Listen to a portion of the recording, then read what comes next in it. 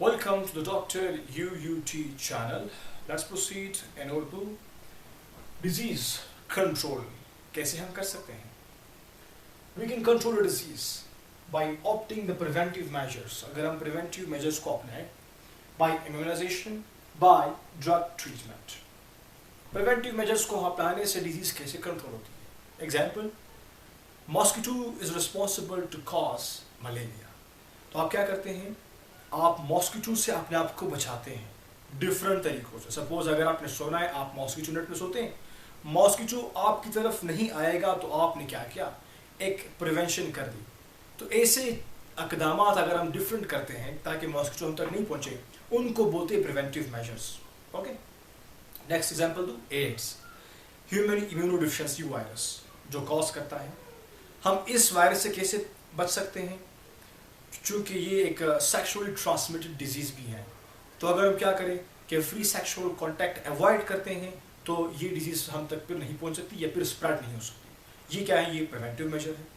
Next हमारे पास है immunisation. इस तरीके से भी हम डिजीज़ को कंट्रोल कर सकते हैं। वो क्या कि आप इम्यून सिस्टम को एक्टिवेट करें, उसको बेदार करें, इम्यूनिटी को बेदार करते हैं। वो कैसे करते हैं? By mean of vaccines.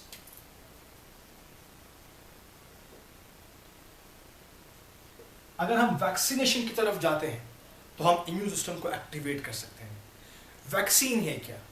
Vaccine असल में एंटीजेंस होते हैं, वो डिजीज के जो डिजीज को कॉज करते हैं, उसके एंटीजेंस हम उठाते हैं मुर्दा एंटीजेंस जो डिजीज को कॉज नहीं करते लेकिन वो पॉजिटिव वाले होते हैं। मतलब एक डिजीज कॉज करने के लिए एक वायरस इज रिस्पॉन्सिबल, ये एक एंटीजन जो है वो रिस्पॉन्सिबल है उस डिजीज का।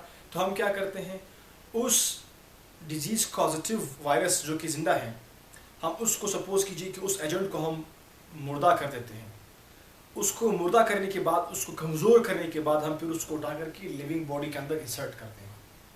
अभी देखो, अगर एक शख्स आए और यहाँ पर भी एक शख्स हो, तो एक का और एक के बीच जो फाइट है वो थोड़ा सा अच्छा हो सकता है।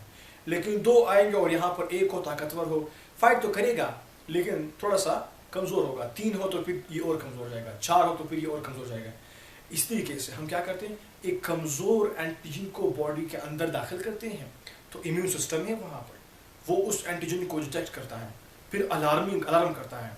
अलार्म करने के बाद क्या होगा, पूरे बॉडी में जो इम्यून सिस्टम है वो बेदार हो जाता है।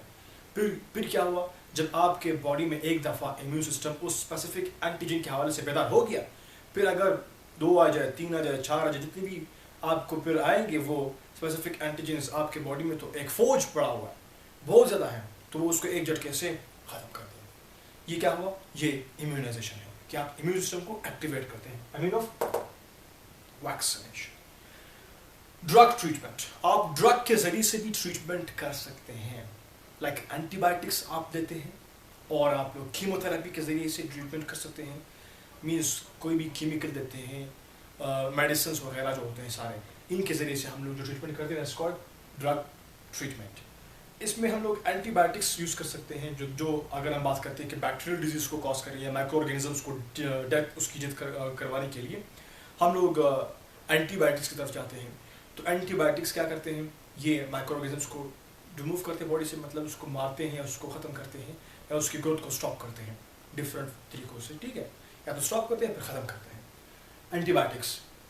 और ड्रग में हम लोग डिफरेंट फिर कीमोथेरेपी यूज़ कर सकते हैं, डिफरेंट केमिकल एजेंट्स होते हैं, हम उसको फिर यूज़ करते हैं in the form of different medicine, जिससे फिर क्या हो सकते हैं, अगेन हम ट्रीटमेंट कर सकते हैं, किसी डिजीज़ को कंट्रोल कर सकते हैं। That's it.